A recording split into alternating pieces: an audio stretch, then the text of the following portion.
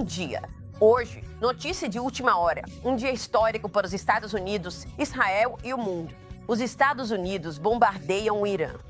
O comandante-em-chefe, presidente Donald Trump, autorizou as Forças Armadas dos Estados Unidos a atacar 3 dos mais letais locais nucleares do Irã na noite passada.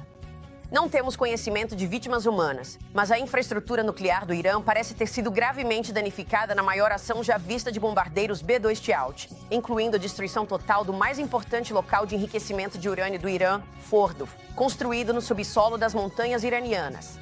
Aqui está o presidente Trump na noite passada. Nesta noite, posso informar ao mundo que os ataques foram um sucesso militar espetacular. As principais instalações de enriquecimento nuclear do Irã foram completamente e totalmente destruídas. Por 40 anos, o Irã vem dizendo: morte à América, morte a Israel. Mas, se a paz não vier rapidamente, vamos atacar aqueles outros alvos com precisão, rapidez e habilidade. Agora, juntando-se a mim em sua primeira entrevista desde a ação dos Estados Unidos, está o secretário de Estado americano, secretário Marco Rubio. Senhor secretário, obrigado por estar aqui. Estamos agora em guerra com o Irã? Não. Não estamos. Isso não é uma guerra contra o Irã. Isso é muito simples. Você sabe, há 67 dias, o presidente dos Estados Unidos enviou uma carta aos iranianos dizendo: vocês não vão ter armas nucleares, vocês não vão ter um programa nuclear militarizado. Vamos negociar. Quero fazer isso de forma diplomática. Quero fazer isso de forma pacífica.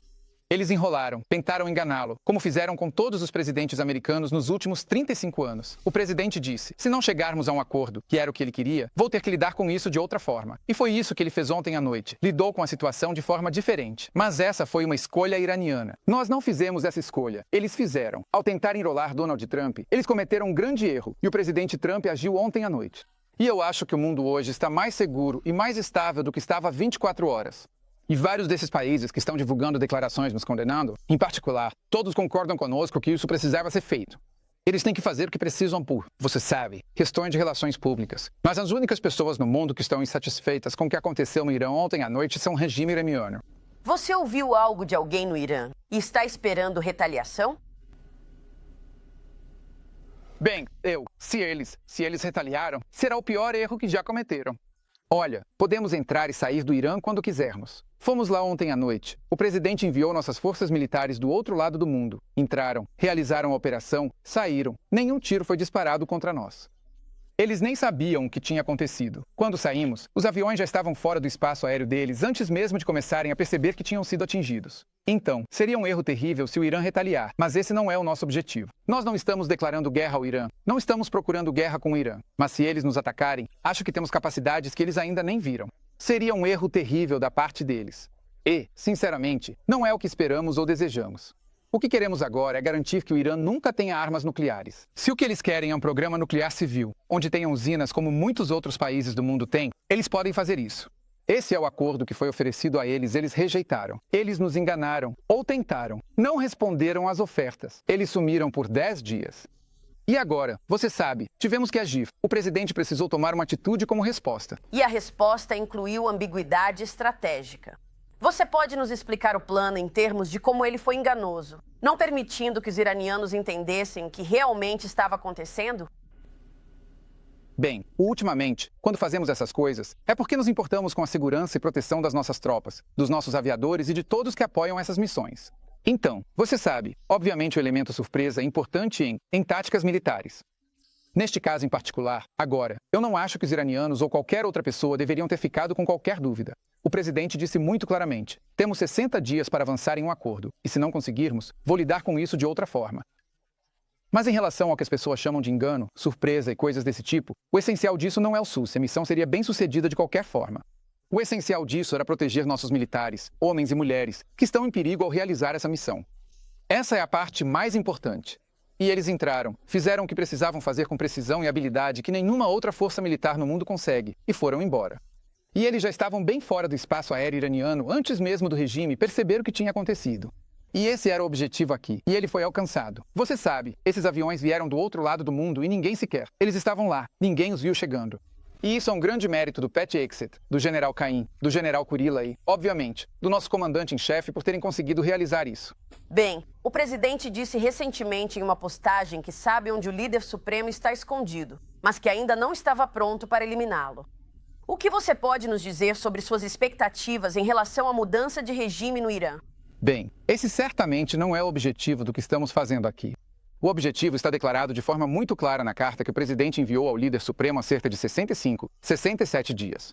Na carta, ele disse: "Você não vai ter uma arma nuclear. Vamos negociar pacificamente uma solução. Podemos fazer um acordo realmente bom, que seja bom para o Irã, bom para os Estados Unidos, bom para o mundo. Mas, se você não fizer isso, então vou ter que lidar com essa situação de outra forma." Os iranianos não gostaram da carta, não responderam a ela e acabaram entrando em negociações falsas, tentando enrolá-lo. Basicamente, eles acharam que poderiam fazer com o presidente Trump o que já fizeram com presidentes anteriores e sair impunes. E eles descobriram ontem à noite que não podem, e o mundo descobriu ontem à noite que isso não é possível. E isso é importante não só para essa questão, mas para tantas outras questões que estão acontecendo ao redor do mundo. Eu acho que o que estamos vendo é que este é um presidente que diz o que vai fazer e depois faz. E eu acho que isso, para muita gente, inclusive para o regime iraniano, é chocante. Quais são as suas expectativas em relação às capacidades nucleares do Irã hoje? Bem, elas certamente foram degradadas. Olha, no fim das contas, se o Irã estiver realmente decidido a se tornar uma potência nuclear, eu realmente acho que isso coloca o regime em risco, de verdade. Acho que seria o fim do regime se eles tentassem fazer isso. Do ponto de vista técnico, certamente houve um retrocesso, não só pelo que fizemos ontem à noite, mas obviamente pelo trabalho incrível que os israelenses também já fizeram antes. Mas no fim das contas, eles precisam tomar uma decisão. É uma decisão muito simples. Se o que eles querem são reatores nucleares para gerar eletricidade, há tantos outros países no mundo que fazem isso, e eles não precisam enriquecer o próprio urânio, eles podem fazer dessa forma. Mas se o que eles querem é um programa secreto enterrado na montanha, onde ninguém pode ver e os inspetores só podem entrar quando eles permitem, se é isso que eles querem, então vão ter grandes problemas, porque esse é um regime perigoso, violento e radical.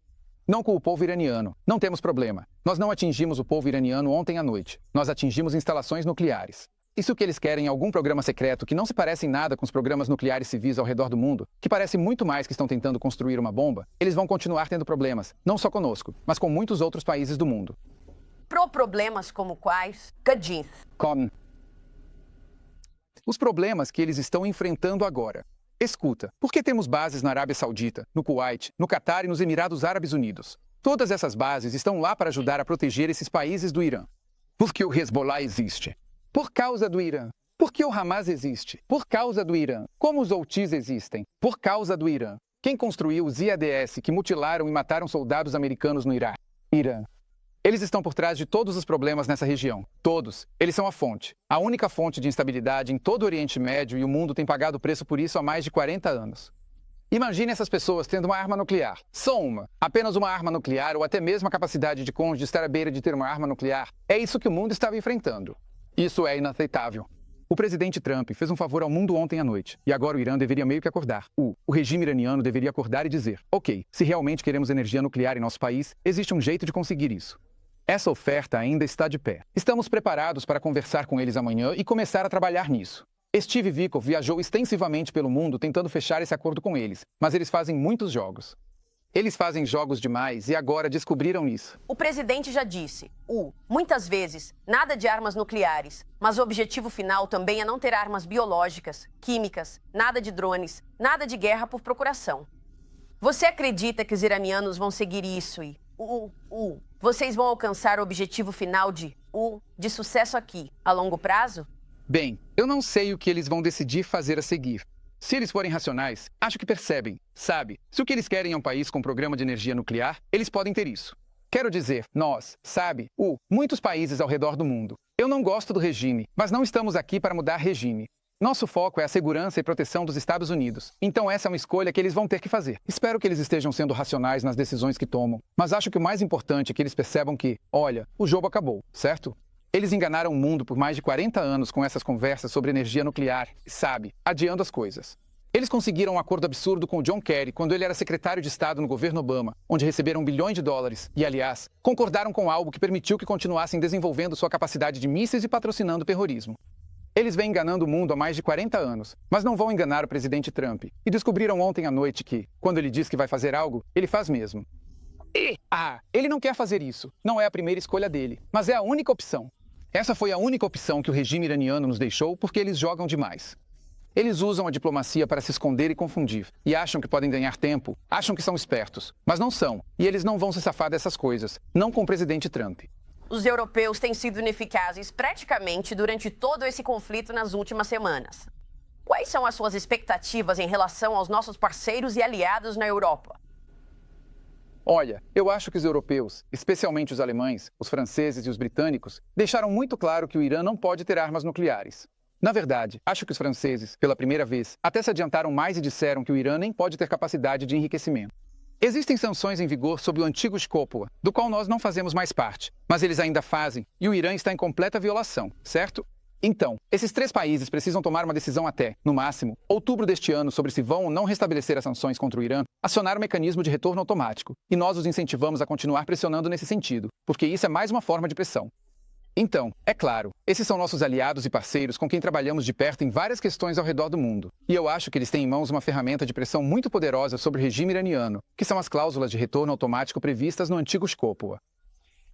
Bom, eu acho que até agora eles têm sido muito firmes e duros nesse ponto. E nós os incentivamos a continuar assim e a continuar dizendo aos iranianos, ao regime iraniano. Eu continuo dizendo regime iraniano porque não é com o povo que temos um problema, é com o regime iraniano. Eles têm passado essa mensagem de forma consistente e somos gratos por isso, de que a solução para esse problema é negociar diretamente com os americanos. Isso é outra coisa. Eles nem sequer falam diretamente conosco. Sempre precisamos de um intermediário. Eles querem ficar passando mensagens e bilhetes como se estivéssemos na 3ª série, mas não vamos mais fazer isso. Negociações diretas. Vamos conversar sobre como resolver esse problema de forma pacífica. Os europeus têm pressionado eles nesse ponto, e nós os incentivamos a continuar fazendo isso e somos gratos por já estarem fazendo até agora. E quanto aos nossos aliados no Oriente Médio neste momento? É interessante notar que não ouvimos nada de nenhum dos representantes do Irã. Nenhum comentário, dos iranianos até agora. Nenhum comentário do Hezbollah ou dos Houthis. Quais são suas reações em relação a isso, assim como em relação aos nossos aliados no Oriente Médio? O presidente Trump, claro, usou sua primeira viagem internacional para ir fortalecer as relações com nossos amigos no Oriente Médio. Bem, deixamos claro que, se qualquer um desses representantes atacar a América, nós não vamos lidar apenas com os representantes, mas também vamos responsabilizar o Irã. Nós sabemos quem está por trás disso. Isso é outra coisa que eles fazem. Eles criam esses grupinhos, como as milícias xiitas no Iraque e na Síria, e depois se escondem atrás deles e fingem que não são eles. Nós sabemos que são eles, incluindo os Houthis. A propósito, então, o Irã será responsabilizado pelas ações desses grupos. Em relação aos outros países da região, olha, acho que trabalhamos de forma muito cooperativa com eles. O presidente acabou de fazer uma ótima visita à Arábia Saudita, aos Emirados Árabes Unidos e ao Catar. Foi muito produtiva. Mas, eu só peço e lembro a todos, a única razão pela qual temos bases dos Estados Unidos na região, a única razão pela qual temos uma base aérea no Catar, uma base aérea nos Emirados Árabes Unidos, uma base aérea na Arábia Saudita, é porque eles têm medo de que o Irã os ataque e querem que estejamos lá para ajudá-los a se defender. Então, se o Irã não fosse uma ameaça, não precisaríamos dessas bases lá. Então, esses países reconhecem plenamente a ameaça que o Irã representa. É por isso que eles querem que estejamos lá para ajudar a defender seus campos de petróleo e sua infraestrutura, ou ajudá-los a se defender. E se o regime iraniano deixasse de ser uma ameaça, não precisaríamos ter nenhuma dessas bases na região. Não precisaríamos ter nenhum militar americano na região. Mas, esse é o estado das coisas no momento. Então, esses países entendem o que é o Irã e o que é o regime. E, eles entendem. Eles compreendem isso. Há quanto tempo esses planos existem para atacar as instalações nucleares? Bem, o presidente toma a decisão final. E veja, ele. Em relação aos planos, quero dizer, temos todo tipo de plano de contingência para todo tipo de possível ataque em várias partes do mundo. Uma vez que o presidente diz, ok, preparem opções para mim, eles obviamente voltam-me, refiram essas opções. E aí existem vários momentos ao longo do processo em que o presidente precisa tomar decisões sobre seguir adiante ou não. E isso realmente vai até cerca de 10 minutos antes das bombas serem realmente lançadas. Então, o presidente mantém, como comandante em chefe, controle total dessas operações. Mas temos pessoas militares incrivelmente capazes em nosso país.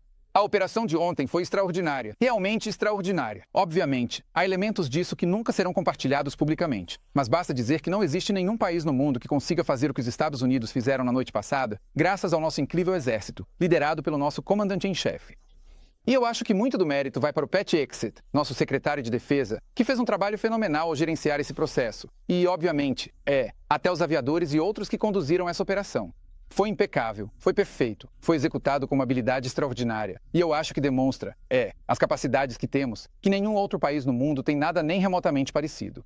Secretário, como o senhor vê o caminho daqui para frente do ponto de vista militar dos Estados Unidos em relação ao Irã, no curto prazo? Bem, nós alcançamos. Sim, nós alcançamos nosso objetivo. Nosso objetivo era degradar severamente ou destruir 3 instalações nucleares dentro do Irã. Uma delas tinha urânio enriquecido a 60%. 60%. Lembre-se, você só precisa de cerca de 3,67% para uma usina nuclear. Você só precisa de urânio enriquecido a 20%, em quantidades muito pequenas, para coisas como isótopos médicos e esse tipo de aplicação. Os únicos países no mundo que têm algo próximo de urânio enriquecido a 60% são países que possuem armas nucleares. Eles armazenaram urânio enriquecido a 60% em uma instalação lá, chamada Isfahan. Eles estavam ameaçando produzir ainda mais, e tinham todas essas centrífugas capazes de enriquecer até o nível de armamento, a 90%, enterradas em montanhas. Em montanhas. Eu sei, mas é tudo para fins pacíficos. Faça-me o favor, todo mundo entende. Infelizmente, eles conseguiram levar esse jogo adiante por muito tempo. Esses foram os objetivos da noite passada. Atacamos 3 locais relacionados ao programa nuclear controlados pelo regime iraniano, e agora o que vai acontecer a seguir vai depender do que o Irã e o regime fizerem daqui para frente. Se eles nos atacarem, seria um erro terrível da parte deles. Há muitas. Eles estão completamente vulneráveis. Eles não controlam o espaço aéreo, não conseguem protegê-lo, nem conseguem proteger seus líderes. Então, acho que seria um grande erro se eles fizessem qualquer coisa contra nós. Mas veja, eles vão ter que tomar essa decisão, e o presidente vai responder de forma adequada e decisiva. Mas ninguém, depois da noite passada, deve se iludir. Quando Donald Trump diz que vai fazer algo, quando o presidente diz que vai fazer algo, ele não está apenas jogando palavras ao vento. Ele fala sério. Então, é justo dizer que eles estavam a uma semana de ter uma arma nuclear e que tudo isso foi destruído agora. Isso acabou?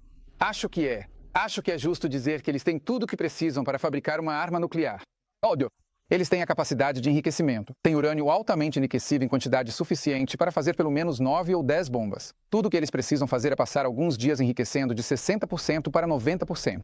Temos certeza de que eles têm um projeto de arma. Eles têm mísseis de médio alcance. Mísseis de curto alcance nos quais poderiam colocar ogivas. Aliás, eles dizem ter um programa espacial. Não é um programa espacial. O Irã não vai para a Lua. Eles têm um programa espacial porque estão tentando desenvolver ICBMS, foguetes de longo alcance que um dia poderiam alcançar os Estados Unidos, do mesmo jeito que a Coreia do Norte já consegue atingir os Estados Unidos com seus ICBMS.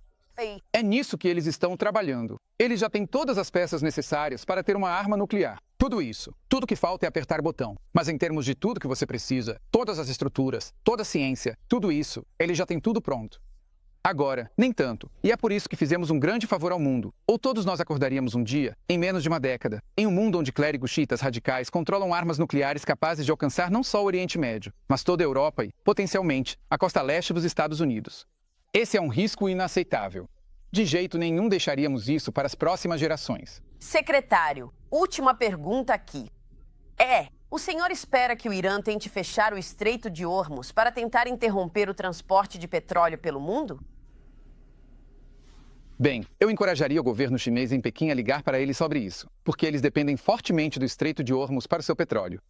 Se eles fizerem isso, será mais um erro terrível. Seria suicídio econômico para eles se fizerem isso. E nós mantemos opções para lidar com essa situação. Mas outros países também deveriam estar atentos a isso. Isso prejudicaria muito mais as economias de outros países do que a nossa. Seria, eu acho, uma escalada massiva que mereceria uma resposta, não só nossa, mas de outros também. Então, veja, eles vão dizer o que precisam dizer. Sabe, essas são coisas que eles precisam fazer por questões internas deles. Políticas e tudo mais. Mas no fim das contas, vamos julgá-los pelas ações que tomarem daqui para frente. Nós tínhamos 3 objetivos. Atacamos esses 3 objetivos com força decisiva. E esse era o objetivo dessa missão e foi isso que alcançamos. O que acontecer a seguir vai depender do que eles fizerem. Eles querem negociar? Estamos prontos para negociar. Eles querem bancar os espertos e fazer coisas perigosas? Temos respostas à disposição. Que são devastadoras. Secretário, a China foi cúmplice. Jatos voaram para o Irã. Não sabemos o que havia nesses jatos. Não temos nenhuma evidência de que os chineses estiveram envolvidos em nada, além de talvez tentar tirar cidadãos chineses do Irã. Ok, secretário, muito obrigado por estar conosco.